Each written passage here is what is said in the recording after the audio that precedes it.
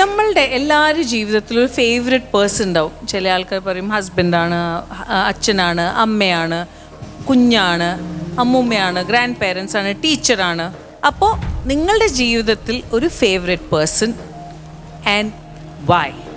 അതാണ് ചോദ്യം. Who is your favourite person and why? Lights off please.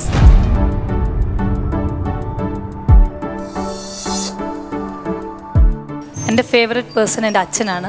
ഞങ്ങൾ 3 പെൺകുട്ടികളാണ്. വളരെ ഒരു ഗ്രാമപ്രദേശത്തിലെ സാധാരണ ഫാമിലിയിൽപ്പെട്ട ആൾക്കാരായിരുന്നു ഞങ്ങൾ.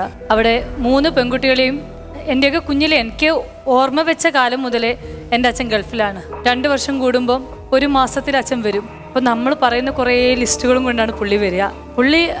അവസാനം പുള്ളിക്ക് ആകെ ഉണ്ടായിരുന്നത് സമ്പാദ്യം എന്ന് പറയുന്നത് കുറേ അസുഖങ്ങളും മാത്രമാണ്. ഒരുപാട് പ്രവാസികളായിട്ടുള്ള അച്ഛന്മാർക്ക് എല്ലാവർക്കും, ഞങ്ങളൊക്കെ എൻ്റെ 2 ചേച്ചിമാരും നല്ല നിലയിലാണെന്ന്, നല്ല ഒഫീഷ്യൽ അവർ നന്നായിട്ട് ജീവിക്കുന്നുണ്ട്. ഞാനും എല്ലാവരും ഞങ്ങൾ ഈ നിലയിലാവാൻ കാരണം അച്ഛൻ എന്നുള്ളൊരു വ്യക്തിയാണ്. എനിക്ക് തോന്നുന്നത് അമ്മയെക്കാളും അമ്മ ഞങ്ങളെ കെയർ ചെയ്തിട്ടുണ്ട്. പക്ഷെ അമ്മയ്ക്ക് അച്ഛൻ അവിടുന്ന് പൈസ അയച്ചു കൊടുക്കും. അച്ഛൻ ഇങ്ങനെ മാസങ്ങളോളം ഭക്ഷണമൊക്കെ ചില ദിവസങ്ങളിലൊക്കെ കഴിക്കാൻ പറ്റാതെയും രാത്രി ഡ്യൂട്ടിയൊക്കെ എടുത്ത് ജോലിക്ക് പോയിട്ടുണ്ട്.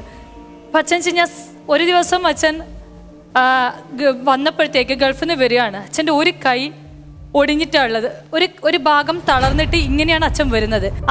ആ കയ്യിൽ അച്ഛൻ കൊണ്ടുവന്നിരിക്കുന്നത് ഞാൻ നോക്കുമ്പം എയർപോർട്ടിൽ നിന്ന് ഒരു മറ്റേ കള്ളുകുപ്പിയാണ്. കാരണം വെച്ച് കഴിഞ്ഞാൽ എൻ്റെ ഹസ്ബൻഡൊക്കെ ഇത് ഏറ്റവും ഇഷ്ടപ്പെട്ടതായിരുന്നു. അപ്പോൾ ഹസ്ബൻഡിന് വേണ്ടി അത് ഇത്രയും മക്കളെ സ്നേഹിക്കുന്ന ഒരു അച്ഛൻ, അത് തന്നെയാണ് എൻ്റെ ഏറ്റവും സൂപ്പർ.